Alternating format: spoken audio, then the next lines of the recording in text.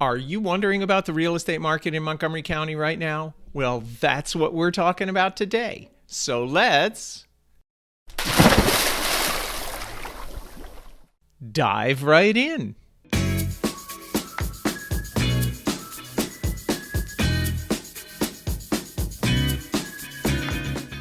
Today is February 18th, 2021. My name is Harry Moore, and I've been helping people buy and sell real estate in the DC area for over 25 years. Now, let's take a quick look at what's happening with Montgomery County real estate.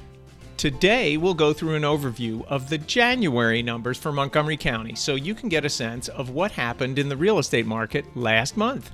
I've also included numbers for January of 2020, just to help you get a little bit of historical perspective. We'll start with active properties. 878 this year versus 1302 last year. That's a decrease of 32%. New pendings, 1002 this year versus 918 last year. That's an increase of 9.2%. New listings, 1084 versus 1027. That's an increase of 5%.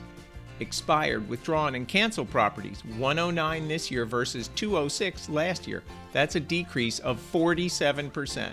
And total settled properties, 814 versus 669. That's an increase of 21%. Active inventory has moved down from the December number of 906. It's really hard to believe that it could get any lower, and it's way down from the 1302 that were active at the end of January 2020. New pendings showed an increase both year over year and month over month, so that shows that the demand side is still strong.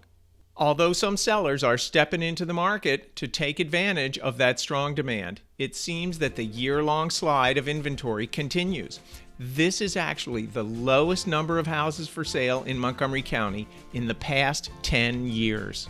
So the balance is still firmly in the seller's favor, and houses that are attractively priced and show well are selling quickly, and usually with multiple offers. I had a listing in Kensington about 10 days ago or so, which had 80 showings from the Wednesday afternoon that it went on the market through Sunday. And then there was the open house between 1 and 3. It was a line out the door for 2 hours, solid. We ended up with 10 offers, and all of them started above the asking price. Needless to say, the sellers were very happy. Now, let's take a brief look at the days on market and the list to sell ratios for the month of January. Median days on market for sold properties, 7. For active under contract properties, 14. For pending properties, at 7. And the list to sell ratio was 100.7%. The list to sell ratio over the past 5 years, just for perspective, 98.2%. Just for a frame of reference, the days on market for sold properties in January of 2020 was 44 days, so that's a decrease of 84% year over year. Here's a quick rundown on sales prices for January versus a year ago. The median sales price in January was $500,000. In January 2020, $450,000. That's an increase of 11.1%. One thing to keep in mind is that the clock turned back to zero with the new year, so there's only a history of 1 month to work with. Not a big pool of statistical data. Whenever I talk to people, they always want to know, how's the market? Well, the strong seller's market that we saw for all of 2020 continues to march forward. I'll be watching to see how things change, but at 0.77 months worth of inventory, that's 3 weeks worth, it's got a long way to go before the balance tips in the buyer's favor. January is consistently one of the lowest inventory months of the year in and year out, but this January takes the cake. As the weather warms up over the next couple of months, inventory will probably start coming on the market. At least I hope it will. I always say that everyone likes to put their house on the market when the azaleas are in bloom. But if demand remains this strong, it appears that the sellers will continue to have the upper hand.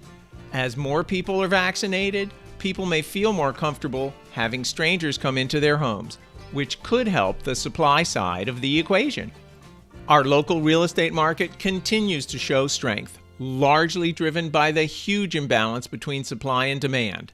If you're thinking about selling your house anytime in the next 6 months to a year and you've got flexibility, now might be the magic moment to act. If you'd like more details about how you can buy and sell at the same time, click up here to watch my recent video about that. As we head into the beginnings of the spring market, I'll watch the trends carefully and see how buyers and sellers continue to move through the 2021 real estate market. If you feel that you're ready to buy or sell, but maybe you've been waiting for the weather to turn or for the end of the school year, now's the time to start planning so that you'll be ready when the time is right. You might think that it's too early, but the whole process almost always takes longer than people expect. And you're better off being a little early than a little too late. If you'd like to see my recent video that talks about the question of whether we're in a real estate bubble or not, click over there. If you'd like to subscribe to my channel so you can get updates as they come out, click down here. If you have any questions for me, my contact information is below, or you can leave a comment in the remarks. Take care and stay safe.